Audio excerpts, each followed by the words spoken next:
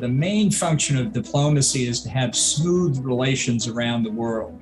And of course, you can always have smooth relations if you never complain about the way other countries treat the United States, how they treat our businesses that want to trade or invest there, how they treat our citizens when they come to visit, a whole range of issues that might be covered. I don't think that's the purpose of the Ministry of Foreign Affairs of countries, of the State Department for us. It's to advance our interest around the world, advance and protect our interest. And that means sometimes you're going to have to say things that make people unhappy.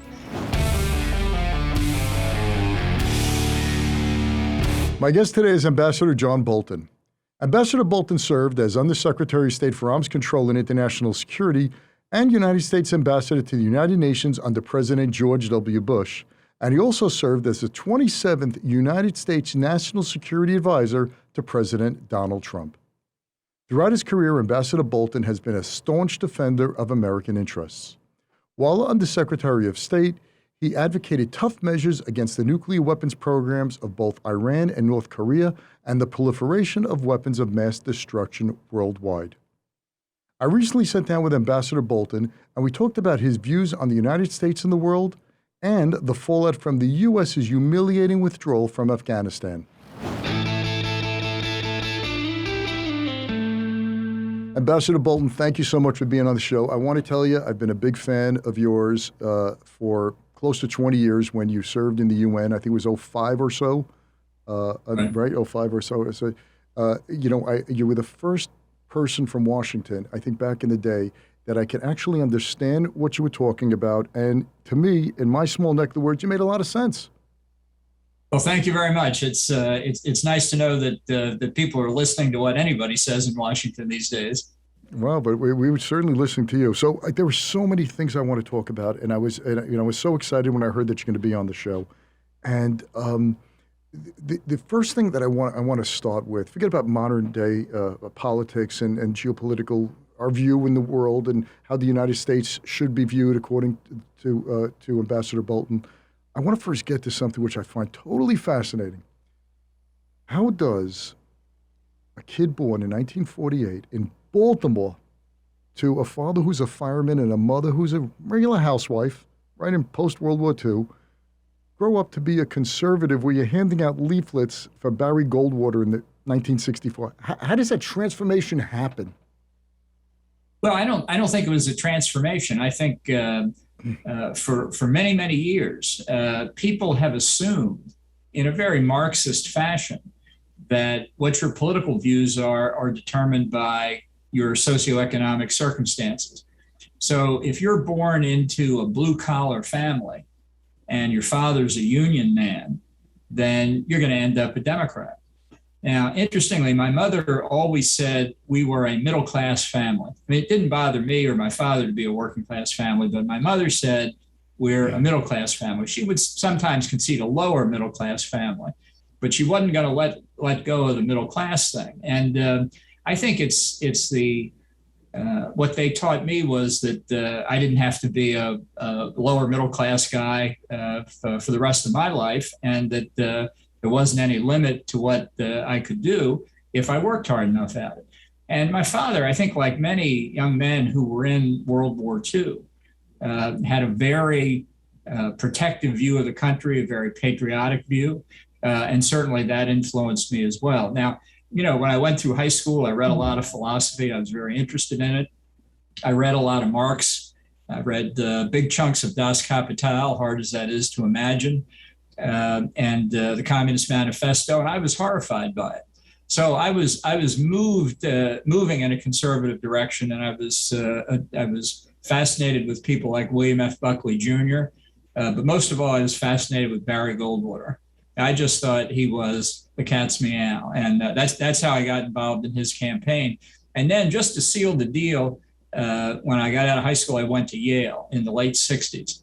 And there were maybe a handful of conservatives out of 4,000 undergraduates. I don't know, there may have been 50 or 60 you would legitimately call conservative. And listening to the liberals on the faculty, listening to the students for 4 years, that's all it took.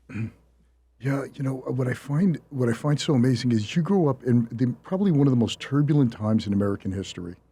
where people were burning draft cards. There was the first time where there was such animosity towards our country. It used to be our country right or wrong. Here it wasn't the case when you were growing up and going to school, high school especially, and then when you get into college. I was thinking 40 to 50. I think you could put all you folks in a small coffee shop. There weren't that many who weren't burning draft cards or protesting the Vietnam War. In fact, you were for the Vietnam War. Right. That was another kind of anomaly, but a lot of it I think had to do with the general culture at Yale and the idea that they were sort of oppressed and this small tiny minority, when in fact you could walk around the Yale campus for days on end and never find anybody who disagreed with the prevailing ideology. So you were standing up against the wind in a big way, and it's so. Why did you gravitate towards Barry Goldwater? Well, Ronald Reagan at the time was not as well known as Barry Goldwater, but what drew you to him? Well, I first got acquainted with Ronald Reagan. I'm leaving aside the Death Valley Days TV show, but he gave what turned out to be a very famous TV speech, a half an hour long speech a few days before the 1964 election. And even to devoted followers of Goldwater, it was pretty clear by that point he was going to lose. But suddenly here was this guy, Ronald Reagan, who gave one of the best speeches I've ever heard for half an hour on television, just Reagan talking. And it became clear he was the next new thing, so to speak. What attracted me about Goldwater? He wrote two books that I read: The Conscience of a Conservative, which was about his domestic philosophy, and a second book called Why Not Victory. And he had me at the title when all these people were talking about how difficult the Cold War is, and you needed accommodation with the Russians and peaceful coexistence with this philosophy of Marxism that I say I'd read quite a bit about and was appalled by. And Goldwater, all he had to do was ask the question, why not victory? And people didn't have an answer for it. So Goldwater also had a reputation, well-deserved, I think, for saying exactly what was on his mind. And he was not afraid to be the only dissenting voice in the Senate from time to time. There was a saying in Washington then, politicians hate to vote. It's like standing out in the rain, especially when you're in a minority. They said Barry Goldwater lived in the rain. And I thought anybody like that had to be qualified to be president. So you work for Barry Goldwater as a volunteer, right? You're not getting paid. Right. I was a kid. I handed out leaflets at the polling place. Okay. So you're handing out leaflets, you're going around for Barry, but already your trajectory in life is not the typical, right? So you're a minority who are going to Yale, who have these kind of views that you have, and you see the world as a totally different place than your classmates, right? They're looking at defeat. They're looking at a country that has peaked, or so they think, and it's heading on a decline. And Europe and the Soviet Union is just an alternative or a different form of government, not a cruel empire, which it was. And I remember probably at the time people were carrying around books of Mao Zedong's Little Red Book, no? Weren't they? That was your time as well, right? Well, that was the time. I mean, people thought that the Cultural Revolution was the wave of the future. Yeah, okay. So then you move on. I think a little after that, you intern or work in the White House. I'm not sure, for Spiro Agnew. Right. I was a White House intern before it became a powerful, well-known position. And I did that between my first and second years in law school in the summer 1972, the time of the Watergate break-in, as a matter of fact. And of course, shortly after I left, Agnew was indicted and convicted of bribery and whatnot. But and I didn't go to jail for Watergate or bribery. I like to say that I emerged from that internship poor but unindicted. Mm-hmm. So you worked for Spiro Agnew for what, 2 years or so? Was it 2 or? Well, I just worked there during the summer, but I had watched his criticism of the Legal Services Corporation, one of the Lyndon Johnson Great Society programs, and I wrote my note for the Yale Law Journal with a classmate of mine on how legal services lawyers, by keeping tenants in apartments in New Haven without paying rent, preventing them from getting evicted, had a harmful effect on the low-income housing market in New Haven because it was driving small landlords out of business. Right. It's not too different from today with this eviction moratorium. So some poor guy who owns a house that he's divided into 3 apartments, not getting any rent, what's he going to do? He's going to sell the house and those apartments won't exist. Right. He still has to pay maintenance and he still has to pay real estate taxes and he's getting no rent roll. Just horrendous. Right. Okay. So you then become a lawyer. You graduate from Yale. When do you feel that, at what point do you wake up and you say, government service is my calling? Well, I had considered it for a long time. I originally thought I would go into the Foreign Service. I thought that would be a career path, but I decided that I read a study when I was at Yale by what was then called administrative sciences professor named Chris Argyros, called Some Causes of Dysfunction Within the State Department. And it basically was a study of the Foreign Service and how members of the Foreign Service couldn't stand confrontation. They would go out of their way not to disagree with each other or with foreign governments. And the more I thought of it, the more I thought the Foreign Service ought to be where you're advocating American interests, not avoiding conflict because your personality isn't suited for it. I thought, I am not going to be happy in the Foreign Service.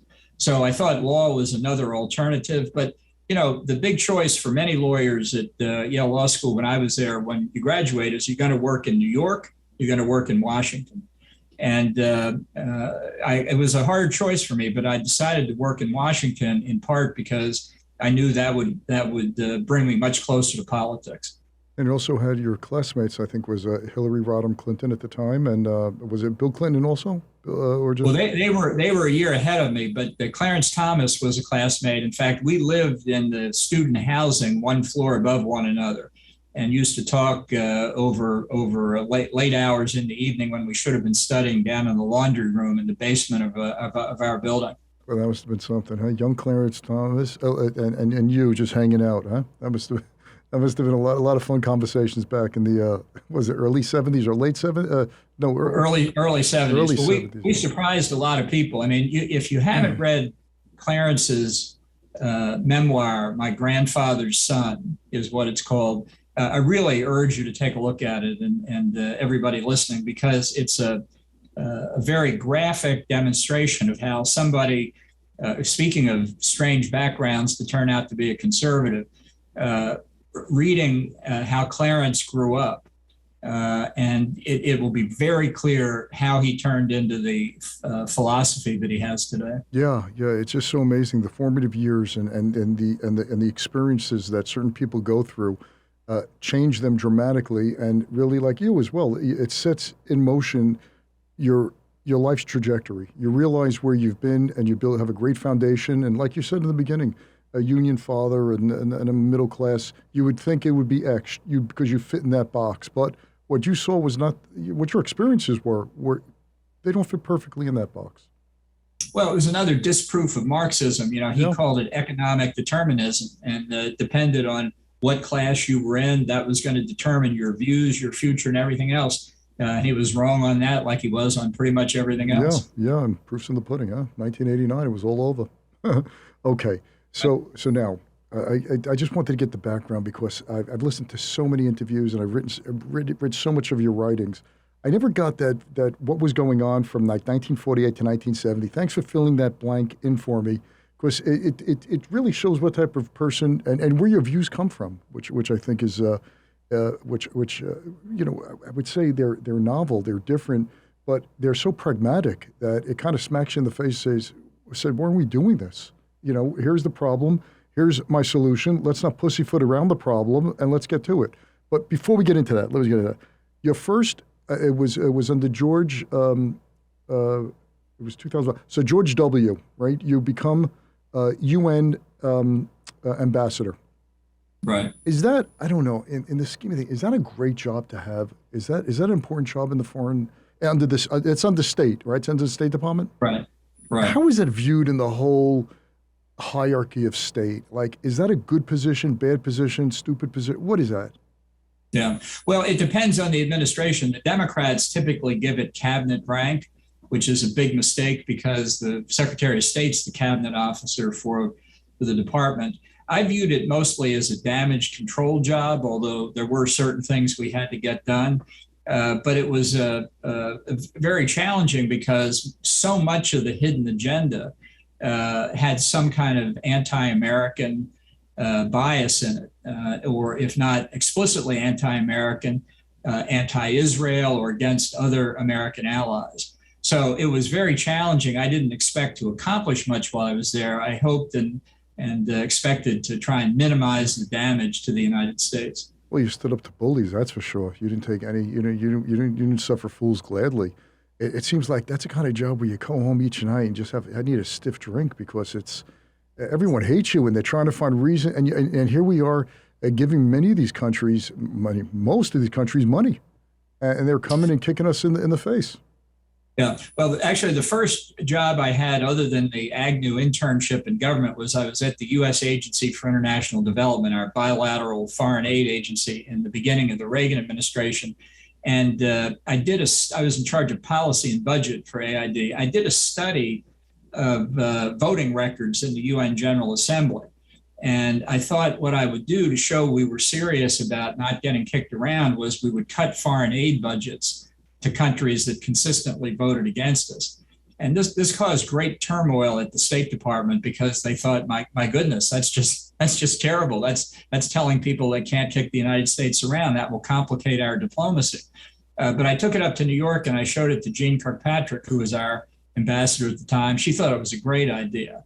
And so we had a big internal battle at the State Department. It didn't get very far because they basically just didn't want to do it.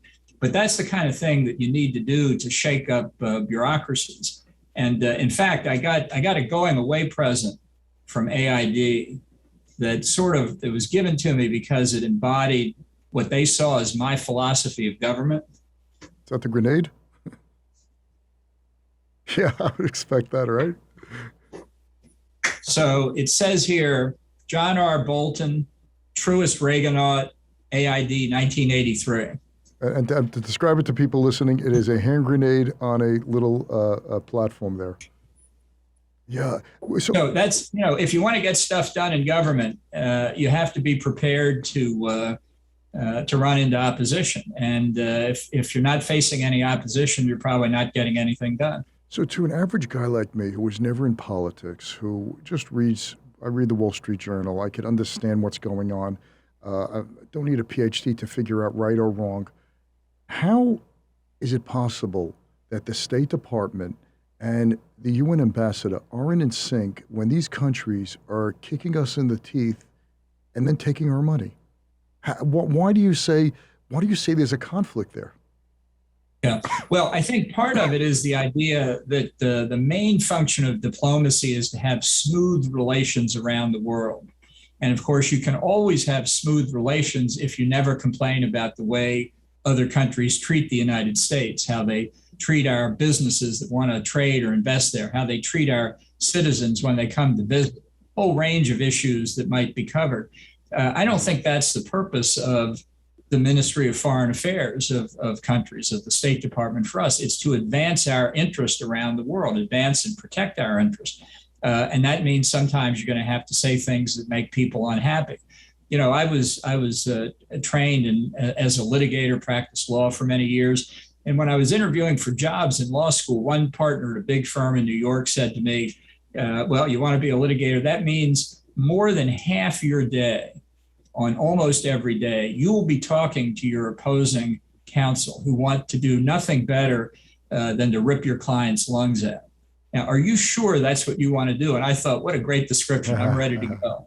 So unless you're prepared to defend and advance the country's interest, I don't know what the purpose of the diplomacy is. But when you have countries that are the epitome of evil, which are killing their citizens, subjugating them, causing havoc in their regions and throughout the world, how can there possibly be any meeting point that a civilized country can have with such evil? Well, it's a good question, and there isn't a good answer to it. I mean, I'm even now, after a lot of years of doing it, I'm thinking that there's something to the proposition that authoritarian governments terrorists, people like that simply have a different version of truth than we do. And this is a real problem inside the State Department, the Foreign Service, what goes by the name of mirror imaging. So you're a reasonable guy. You go out, you see a problem with another country, you want to sit down at a conference table and work it out. I mean, surely there must be a reasonable way to compromise and eliminate the problem. And you look at the guy sitting across the table from me. He's dressed in a coat and tie, and you say, geez, he must think the same way I do. In the meantime, if the guy across the table comes from an authoritarian society or is a radical or extremist, he thinks you are the depraved representative of a debauched and declining society that ought to be kicked onto the trash heap of history. And his goal is to do anything he can to make that happen. Now, that's not what negotiating with the Brits is like, but it is what negotiating with a lot of our adversaries is like. And so when they make a commitment, and this is sort of the epitome of success at state, we reached agreement on X. Okay, well, that's great. Is the other side going to live up to it? Do they have the slightest intention of honoring their commitments? Or for many of them, is that just, again, the beginning of the negotiation? And I think the State Department has a cultural problem that way. And if I ever had the chance, I would try and spend a lot of time to fix that cultural problem.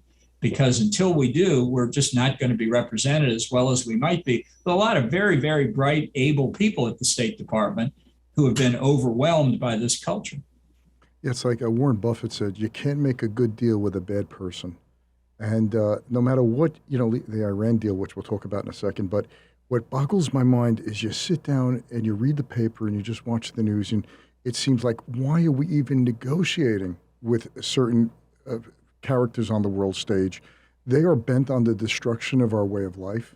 They're bent on destroying everything the United States stands for, bent on killing our people through terrorism and causing damage to our allies.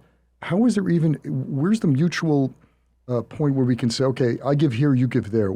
How could one do that? I just don't get it. Maybe, I don't know, now you're telling me that the State Department doesn't get it either, which makes me even happier, which it doesn't make any sense. Yeah, well, it stems from the fundamental difficulty some people have in appreciating that the job of the U.S. government is to protect its own citizens. We're not engaged in some kind of a global project to make a perfect world. We will make progress through the clash of ideas, and it's just basic democratic theory. You elect the government of the United States; they're supposed to look out for us. The normal citizen can't spend significant parts of his or her time worried about diplomacy. And if the diplomats themselves don't recognize that they have a mission and obligation, we're going to be in increasing difficulty. And that's very clear, I think. And that's why we're here. Just before we go a little further, I just want to, tell me if I'm wrong on this. It's also a time frame. When we're dealing with our adversaries, their time frame is measured in decades. Many times our time frame is measured in months or days. Yeah. Well, we see this now. The Chinese have an incredibly long strategic horizon. They talk, there's been a lot written really about the 100-year march that they want to go on from taking control in 1949 to 2049, where may well be the objective is global hegemony, meaning we're a second-rate power by that point. Whereas we're obsessed with quarterly reports in SEC filings, things like that. We're driven by very short-term considerations. Now, for the United States, look, it's a national characteristic. We are very impatient people. And that has its pluses and its minuses. The plus side is, unlike our European friends, we don't manage problems. That's not what we're about. We're about solving problems. Mm-hmm. Not that we always succeed, but that's the mindset. The disadvantage is you can get frustrated. So in Afghanistan, after 20 years, we're pulling out because people say it's an endless war. 20 years is the blink of an eye. The Taliban themselves had a saying 20 years ago, I think is when I first heard it. The Taliban would say about the Americans, you have the watches, we have the time. And that's a big problem for us. And, unfortunately, they were right. They're right. They just waited. They just, waited it out and continued on. And this was an unforced error, the evacuation, I can't even call it that. Our humiliation in front of the world was really just enough already, and let's pull out without any thought as to what the repercussions are. Well, huge repercussions inside Afghanistan. We're going to see that more and more in the coming days. But the biggest problem is both Trump and Biden thought that if you looked at Afghanistan, really all of Central Asia, got India, China, Pakistan, Russia, Iran, all Tajikistan and Turkmenistan, formerly part of the Soviet Union, but Russia right behind them. You have to imagine it as a big, messy pile of pickup sticks. And what Trump and Biden thought was, well, we want to get out of this endless war, just got to reach in and pull out the American stick, and then we'll be out and nothing else will change. Well, that's just fundamentally wrong. It's a very complicated environment, and we have made a real mess of it in ways that it's really even impossible for us to foresee at this point. Well, you know, with the pullout of Saigon in '75, the humiliation that we suffered there, forget about what was done, impossible to forget, but it's so sad, what was done to our allies who supported us by the North Vietnamese. They came in and they slaughtered these people. But just a few years later was Pol Pot, killing a genocide, a third of his people. This is something that we could have prevented if there was some type of long-term planning on how to extract ourselves from Vietnam, no? Yeah, no, I think, look, it's part of the problem of democratic society in the sense that you have an election, elections have consequences, and they should. But it makes it harder when you don't build a consensus that we did have for a time in World War II and in the years after World War II. There were obviously differences, but we had a pretty good consensus in the Cold War. I think that's gone now. It's very partisan time, but it's worth looking for ways to get back to that. You know, the Germans, even the Europeans, have longer term horizons than we do. The Germans, in fact, have a word for the patience you need in negotiations, and it's called Sitzfleisch, and it means exactly what it sounds like. You just sit there and sit there and sit there, and you don't give up, you don't compromise. Whereas the Americans, I've seen this over and over again, literally start looking around at the clocks and watches and saying, we got to wrap this up. We got to wrap this up. Once you're in that mode, you're going to lose that negotiation. Yeah, you do stupid things like an Iran deal. You know, it's so. But we did have a consensus, and I think you'd agree. After 9/11, you know, I'm in New York, and I remember that time. There was no Democrats, Republicans. We were all Americans. It was a really trying time as we're burying 3,000 plus people from the World Trade Center. And, you know, going into Afghanistan and what President Bush was doing was, you know, preventing terrorism from spreading and having a base in order that there should never be another 9/11. So I think people forget that after the 20 years of all this, you know, our involvement in Afghanistan. It wasn't, you know, correct me if I'm wrong, it wasn't nation building. We were just not giving, you know, safe harbor to terrorists. Well, that was the fundamental objective. I think we did engage in nation building, and honestly, we wasted a lot of money on it. Oh, excuse me, Ambassador, where did that ever work? Where did we ever get that right? This nation building concept. You know, you can't move a people in a direction you want them to unless they're ready to do it themselves, and then you can help. Or, you know, in some cases where they were on that road before, and you just kind of put them back on the road. But they were already on the road. They already got that taste. They want that. For us to go into a country and tell them, we're democratic, we want you to be a Democrat, to a country that never even had a history, any type of relationship with this type of a form of government. Nope, this is us, this is America, ham-fisted, coming around.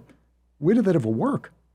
Yeah, well, it doesn't. You know, John Stuart Mill, in his famous essay on representative government, describing the preconditions for success at democracy, said the people must be willing to receive it. And It comes for different people at different times. It's no knock on anybody if they're not willing to receive it, if they're not ready. And we can't force them to do it. And we shouldn't worry about the fact that we can't. We're pursuing our interest. We gave Afghanistan a lot of collateral benefits. They're going to disappear now. And I'm sorry for that.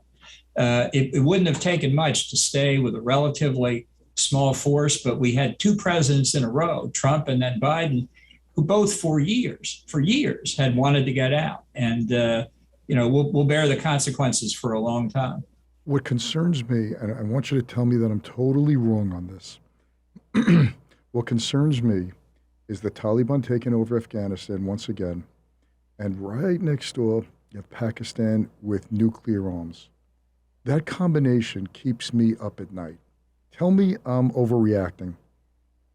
No, look, I felt this was one of the main arguments that I used with Trump to urge that we keep a military presence in Afghanistan, not just to prevent the terrorists from taking control there, but to watch what was happening in Pakistan, to watch what was happening in Iran. And the fact is, and I've written on this, the government of Pakistan has been moving in a more radical direction, particularly the military, for many years. They supplied Taliban with arms, weapons, secure bases across the Pakistani border. They've built up terrorist groups that move against India, attacked the Indian parliament 2 months after our 9/11, try to undercut the Indian government in Kashmir, which Pakistan thinks should be part of Pakistan.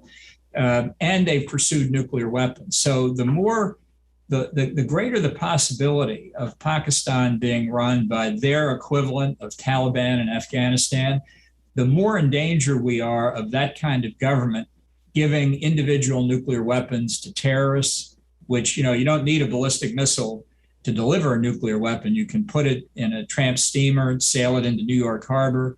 You can bring it across the Mexican border. You can deliver it in a lot of ways. If that happens, that is very, very threatening. And it's why proliferation in Iran, proliferation in North Korea is a concern, not just because of the danger in Northeast Asia with North Korea or the Middle East with Iran, but the risk that countries like that, who are authoritarian, extremist, would give those weapons to people they thought could hurt the United States or our allies. They would not hesitate to do it. Yeah, we saw North Korea helping Syria build a nuclear reactor until the Israelis blew that up. So these people are not shy about helping the enemies of the United States arm themselves with any capabilities they have to have a nuclear strike. It's just so frightening to me because all of this is like a kid's game compared to what really could happen. 9/11 could be just a small footnote as compared to what can, God willing, never happens. But it's possible. That's what scares me. Right. Well, that's why there are many things wrong with the Iran nuclear deal. But even if it didn't exist, when people say how soon could Iran have a nuclear weapon, the answer is probably 48 to 72 hours if it sends a sufficient wire transfer to Pyongyang and gets a nuclear warhead or two coming back by return cargo plane. That's what proliferation is all about. It makes everybody more unsafe and then incentivizes others to try and get their own nuclear weapons. And that remains a big danger for us. It's not just the threat from China or Russia. It remains the threat of nuclear weapons proliferating or chemical weapons or biological weapons. That's what COVID should teach us. They used to still do, biological and chemical weapons the poor man's nuclear weapon. And I'm not saying China did this deliberately, although I do think the evidence points to a leak from a lab, and you might want to know why they're doing that kind of biological research to begin with. But let's face it, the world's performance on COVID has not been very good. And if you took the experience that a terrorist or a rogue state could gain from what happened in the past year and a half, and build it into an attack plan with Ebola or a new coronavirus or any of a number of other very dangerous pathogens, you could see a significant threat to the United States and its allies be very hard for us to respond to. Overnight, literally overnight. Look what happened to this country overnight, the way the economy shut down, the way people, so what do people get wrong about John Bolton that they call him a warmonger? What are you saying here that I'm not the first guy to ever ask you that question. And, Why is that? Why are they thinking? Why are they saying your views are warmongering views when we're having a discussion here? And I'm not a diplomat, never served the government, and I'm just a regular guy listening to what you say. This all makes sense. What don't they get about you? Well, I think I think in large measure they just don't pay adequate attention. But I do think there's also a cultural difference that I would describe this way. Everybody agrees that the primary way to resolve international problems is through diplomacy. The difference with me and let's say many people in the Foreign Service is that I view diplomacy as the answer. And remember the old Ivory Snow commercial? I view diplomacy as the answer 99.44% of the time. And many of the diplomats view it as the answer 100% of the time. And it clearly cannot. So if you talk about the world's trouble spots, you're going to talk about the potential for conflict because take India and Pakistan, they've had several wars and come close on other occasions since independence just in 1947. It shouldn't surprise anybody that that's on people's mind. If you're worried about the main threats to the United States and its friends around the world, you're worried about adversaries that are prepared to use force to get their way. I think it's also a mark of our time. People like to talk in bumper stickers. They engage in ad hominem attacks. They don't deal in substance. That's not unique in American history. I think we go through cycles. Sometimes it's worse than others. I think we're in a particularly bad period now, fueled by social media, where you can fire off a message. You can talk about what somebody says without having to read the op-ed or listen to the speech or the interview. You can read a tweet about what somebody said about what I said and attack the tweet and attack what the tweet says I said, even though I didn't say it. Yeah. What gets me is that watching our, I don't know what to call it, our withdrawal. What's the proper word of what we do? What are we doing in Afghanistan now? How would you call it? Retreat. Yeah. Yeah, sadly. Just all these, 2,400 men and women defending our country who died there and the countless, who knows how many of our Afghan allies died over the past 20 years. It's just so disheartening. It's just terrible, just absolutely terrible. But we're back in the pre-9/11 period. Yeah, I think we're worse. I think it's worse now. We're worse than 9/11, than pre-9/11. But we've got both Al Qaeda and ISIS to worry about. We have two. We have two, and more will come. And Iran is way more developed now than it was in 2011. North Korea is way more advanced as well. Okay, let me put that aside for a second. You have a vast amount of experience. You're a pragmatic guy. You are an ally of the United States. You depend on the United States for security. And I'm talking about Taiwan. I'm talking about Israel. I'm talking about Europe. And you see the way we just treated an ally. We've been there for 20 years. The way we were treating, the way this whole process is going down. How are you sleeping at night? Well, not very well. What I try and tell our foreign friends is that Trump was an aberration. I wouldn't draw any broad conclusions from his presidency in terms of foreign or defense policy or domestic policy or the future of American politics. He was an aberration. Hopefully, he's not coming back. You should just kind of set that aside. Biden is a product of the American political system. And Bob Gates, the former Secretary of Defense, said it right. He can't think of a single foreign policy issue Biden has ever been right on. In 47 years. So Trump and Biden agree on pulling out of Afghanistan, but that doesn't mean there's a trend. These are two screwy events that have unfortunately come together in close conjunction. But it's not anything people should try to generalize from. The best thing I can say is the famous saying that the British had, sometimes attributed to Winston Churchill, but he said, somebody said, you can always count on the Americans to do the right thing, usually after they've tried everything else. So we're in the trying everything else. People just just give us a little time here, we'll get it straight. How do you see this playing out with China? And how do you see China now watching this debacle taking place, knowing that they had their sights on Taiwan and they're building up and they're becoming much more aggressive over the past several years. How do you see them? What would be your next chess move if you were China? Well, I think you have to look at China as the existential threat of the 21st century. And just as the Chinese government is expert at planning long term, we've got to think in longer time horizons. But I don't think we should minimize this. And the people talk about a second Cold War. It's nothing like a second Cold War, to our detriment. With the Soviet Union, we had almost no economic contact at all. So isolating them, really going toe to toe with them, caused us no economic pain. That's not going to happen in the case of China. They're counting on it. They're counting on our materialism really to overcome our strategic thinking. And we've got to put that aside. It's going to be a difficult exercise.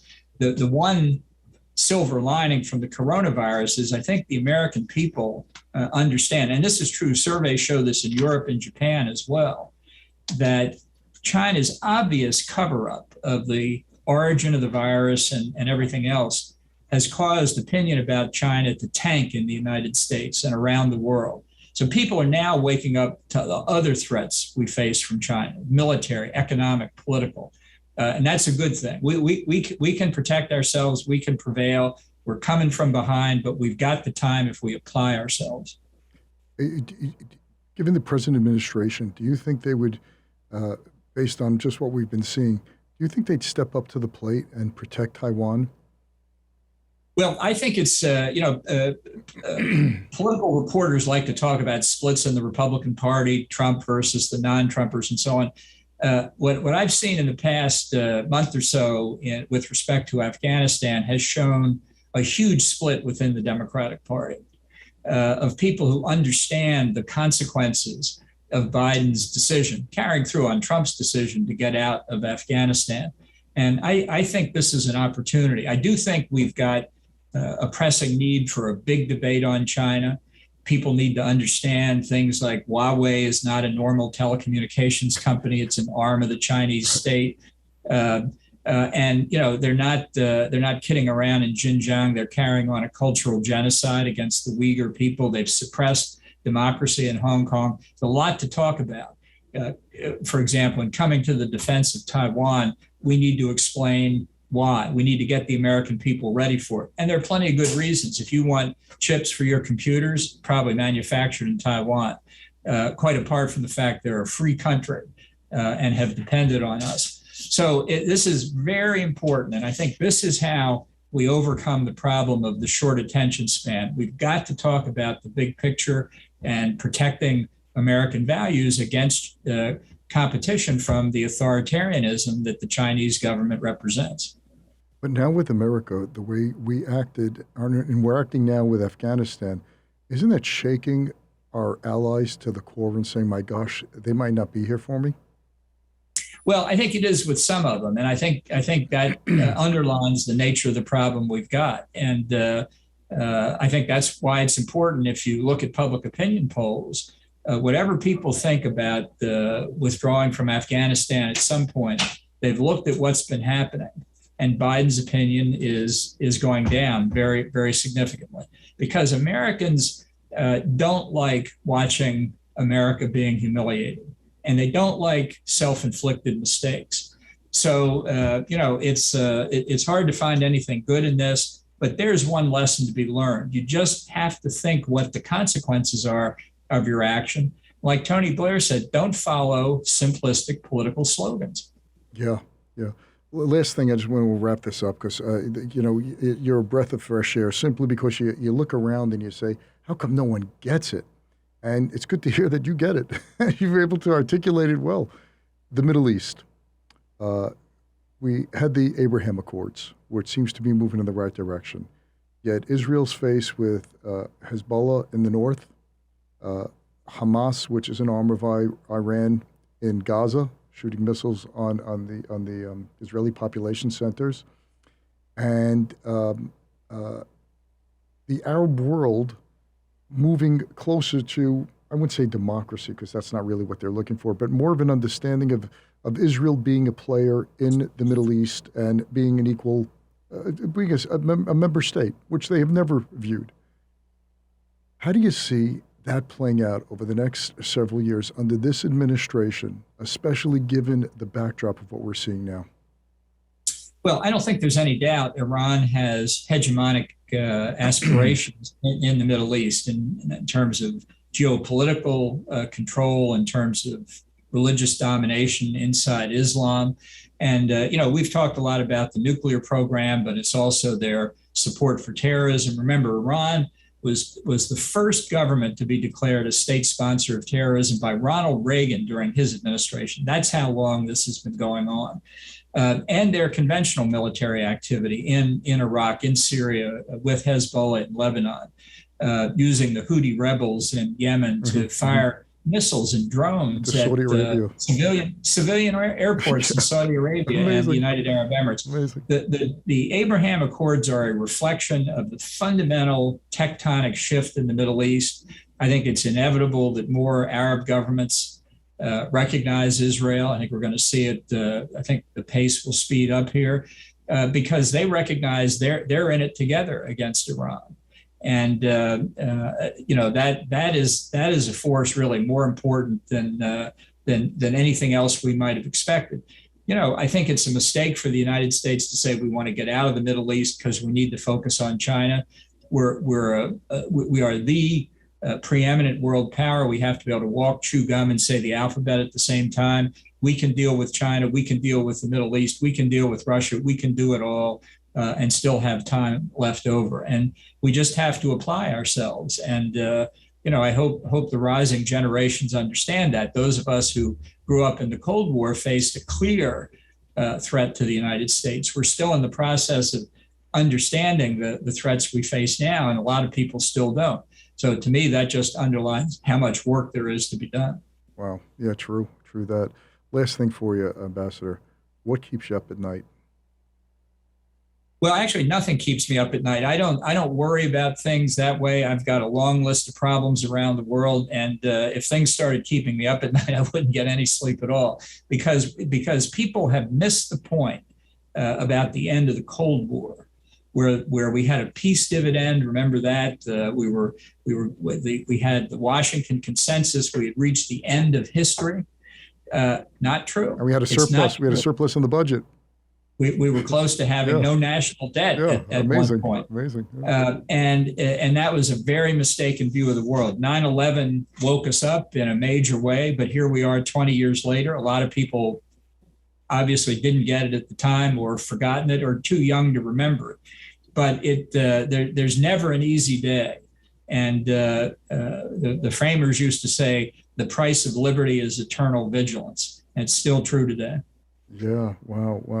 All right, Ambassador. By the way, your dream job, I'm just asking this. I'm not telling you I'm asking. Would that have been Secretary of State? Sure. Well, it's, my career isn't over yet. I love it. That's what we need to hear. Oh, I'm so happy. But look, 2024 is just right around the corner, right? So, right. And yeah, now you're see. You know what it is? You've lived long enough and seen enough things where people are starting to say, this guy happens to be right. It took you that long to, Reagan was out in the boondocks for so many years until the country woke up and said, this is our guy. But right. He was out from 64 trying to, doing this. And it took him till 1980 to get on the national stage in a big way. Wow. Ambassador, is there anything else you want to just close with? Because I could talk to you for hours. Is there anything that make me feel good? I don't sleep at night. I'm worrying about all these things. Well, now that I know you're snoring, that gets me even more nervous. So give me something to feel good about. Well, I think the fundamental promise of America remains very strong, despite the difficult times we're in now, and they are pretty bad. We've seen worse. People have got to remember that. The Civil War was a near fatal episode in our history. But we overcame that, and we will overcome other problems because that's the nature of the people who came to this country. They came with hope, and we have never lost that. You ever wake up in the morning and look in the mirror and say, gosh, I came from Baltimore. My pop was a fireman. My mom's a housewife. And here I am dealing with the world players. Where else can that happen in the world other than only in America? Yeah. No doubt about it. So you're not only just a phenomenal statesman. I remember reading somewhere that the difference between a statesman and a politician, Politician cares about the next election. Statesman cares about the next generation. And everything that you've written, well, let me put it this way, everything I've ever read that you've written, you take a long-term view. You do something, you do second and third level thinking. If this happens, this happens, this happens, this will eventually happen. And you don't see, in investing, you do the same thing. You try to anticipate 2 or 3 moves ahead. And it seems like that short-termism that our politicians and foreign policy leaders have been doing for so long, it's just so obvious that it hasn't been working. Well, it reduces our options, and that part of what we're looking for now is to correct the past mistakes in situations where we don't have a lot of room to maneuver. But that doesn't mean that it's hopeless. It just means you have to be creative. Yeah, and we just keep doing a lot of unforced errors. We keep putting, we're in the positions we deserve to be because we put ourselves there. Well, there's a depressing saying that people get the government they deserve. Yeah. I hope that's not right. Yeah, amazing. Ambassador John Bolton, God bless you. Keep fighting the good fight. You just keep getting more. Your thoughts keep getting clearer. Your message it doesn't have to scream anymore because it's playing out the way you said it would play out. And don't listen to you at our nation's peril because you've been playing this out and you've played this game long enough. You know how the players work, and hopefully the people in power will realize that. And like you said, we've had a lot of adversity over the past 200 plus years. We're going to overcome this because the American people are pragmatic people. We're a decent people. See what's happening in Iran, in Afghanistan, Marines taking babies. Think about. My wife looked at that picture in the paper, and I'm looking at look at our Marines, look at how great, these aren't soldiers, these are dads and moms. And she looked at it from the other perspective. She said, do you imagine what it is for a mother to give their infant to a stranger, what the fear is to do something like that? And as a Jew whose family was in the Holocaust, I totally get that. I see, to give up everything so your children aren't thrown into the gas chamber. These people are giving their children to strangers to care for them. These military people who they never see or never know again. And look it's just amazing what's on the ground over there that we have no idea yet of all the stories that are going to come out of this. Yeah, it shows what we're squandering when we ignore that, and what people, after we have essentially betrayed the Afghans, they'd still rather have their children live with us. Yeah, with these oppressors. Yeah, America. Ambassador John Bolton, all the power to you. Keep fighting the good fight. Thank you for your service to this country. You could have made $1 zillion more being a CEO of a big multinational company, flying private jets, but you chose government service. Sometimes I'm sure you wake up and say, "Why the heck I do that?" But from one citizen to another, thank you so much for your service. You've done great for us. Well, thank you very much. Great to be with you. Okay. Thanks for listening to this episode of The Charles Mizrahi Show. If you're a new listener, welcome. If you've been listening for a while, we're glad to have you back. Either way, we'd love to know what you think of the show. Please leave a review if you listen on Apple Podcasts. Reviews make it easier for others to find the show. You can also see the video of the interview on the Charles Mizrahi Show channel on YouTube.